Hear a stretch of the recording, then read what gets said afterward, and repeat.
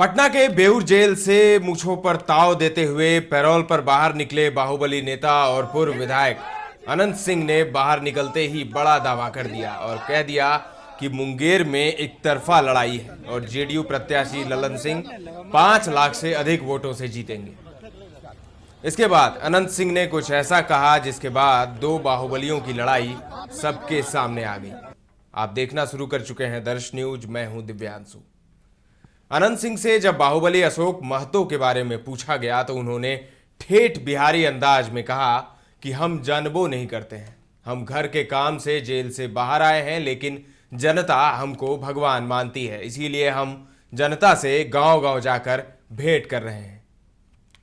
वहीं अनंत सिंह के बयान पर जब बाहुबली नेता अशोक महतो से पूछा गया तो उन्होंने भी तपाक से कहा कि वे नहीं जानते तो मैं भी नहीं जानता हूं। इसके साथ ही अशोक महतो ने कहा कि कौन निकले कहां निकले उससे क्या मतलब, हम अपना काम कर रहे हैं, जनता हमारे साथ है, कोई चुनौती नहीं है। वहीं अनंत सिंह द्वारा ललन सिंह के 5 लाख से अधिक वोट से जीतने के दावे पर अशोक महतो ने तंज कसते हुए कहा कि सब वोट उन्हीं को पड़ेगा, मुझे एक भी वोट नहीं पड़ रहा है, हम ऐसे ही घूम रहे हैं। अनंत सिंह हमेशा झूठा दावा करता रहता है, अपना अपना दावा करते रहिए, 13 को पता चल जाएगा।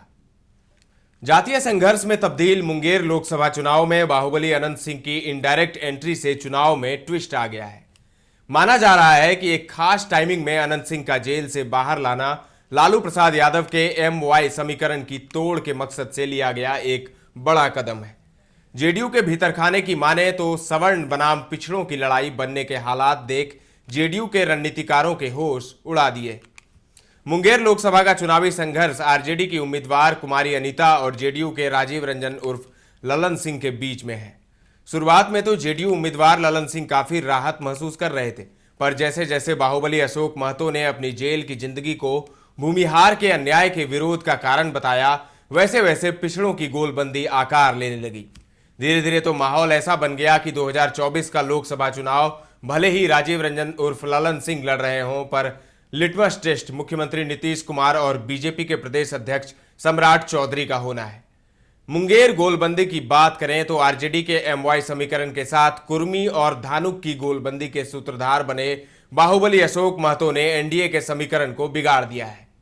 एनडीए के पक्ष में सवर्ण पासवान के साथ कुर्मी, कुशवाहा और धानुक का पक्ष मजबूती दे रहा था, पर अशोक महतो ने अपने बलिदानी चेहरे को आगे कर एक हद तक पिछड़ों की गोलबंदी करने में कामयाब हुए। खासकर कुर्मी धानुक को आरजेडी के रथ पर सवार कर गए। दरअसल जेडीयू के रणनीतिकार कुर्मी और धानुक के वोट को आरजेडी की तरफ शिफ्ट होते देख इसकी भरपाई यादव मत में सेंधमारी करना चाह रहे हैं। अनंत सिंह की स्थिति यह है कि मोकामा के धरातल पर कुर्मी और यादव दो पलड़े पर रहते हैं। कहा जाता है कि कुर्मी खेती करने वाले और यादव उखाड़ने वाले, इसको लेकर अक्सर लड़ाई कुर्मी, धानुक और यादव में होती रहती है। इस लड़ाई में अनंत सिंह यादव के साथ खड़े रहते हैं। याद कीजिए मोकामा विधानसभा का उपचुनाव, तब आरजेडी से अनंत सिंह की पत्नी नीलम देवी खड़ी थी और बीजेपी से बाहुबली ललन सिंह की पत्नी सोनम देवी। इस उपचुनाव में कुर्मी धानुक का वोट एक तरफा अनंत सिंह की तरफ नहीं पड़ा, जबकि उस वक्त महागठबंधन की सरकार में बतौर सीएम नीतीश कुमार ने भी नीलम देवी के पक्ष में मतदान करने को कहा था, परंतु कई जगहों पर कुर्मी और धानुक ने बीजेपी को वोट किया, क्योंकि यादव अनंत सिंह की पत्नी नीलम देवी को वोट दे रहे थे। यानी यादव के विरुद्ध कुर्मी और धानुक के विरुद्ध यादव वोट करते दिखे। इसी समीकरण के तहत जेडीयू यादव के वोट में सेंधमारी करवाना चाहती है अनंत सिंह के द्वारा। अब देखना होगा कि यादव स्थानीय मुद्दे पर कुर्मी और धानुक के विरोध में वोट करते हैं या फिर लालू यादव और तेजस्वी यादव के आह्वान पर। अनंत सिंह के आने से सवर्ण मत, खासकर भूमिहार में राजीव रंजन उर्फ ललन सिंह के व्यवहार के कारण जो उदासीनता है उससे थोड़ी सक्रियता आई है, जिससे सवर्ण मत की वोटिंग टेंडेंसी में तेजी आएगी। एक आकलन के अनुसार भूमिहार के ही 3 लाख वोट है, जिसकी आक्रामकता जेडीयू के ग्राफ को उठा सकती है। बाहुबली अशोक महतो के सक्रिय होने से मुंगेर लोकसभा के कुर्मी, धानुक और अन्य पिछड़ी जातियों में जो आक्रामक तैयारी दिख रही है, बूथ स्तर पर उस आक्रामक तेवर का जवाब अनंत सिंह की टीम कर सकती है।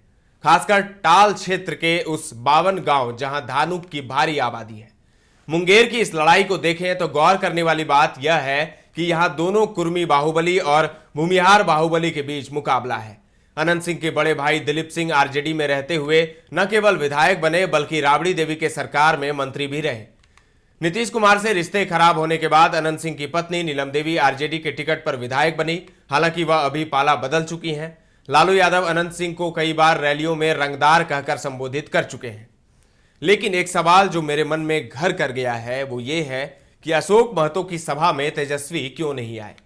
अशोक महतो के लिए वोट मांगने तेजस्वी क्यों नहीं पहुंचे। मंगलवार को मुंगेर में अशोक महतो की चुनावी सभा थी जिसमें तेजस्वी नहीं पहुंचे। हालांकि उन्होंने वीआईपी प्रमुख मुकेश सहनी को भेजा और तेजस्वी ने घर से ही फोन के जरिए सभा को संबोधित किया।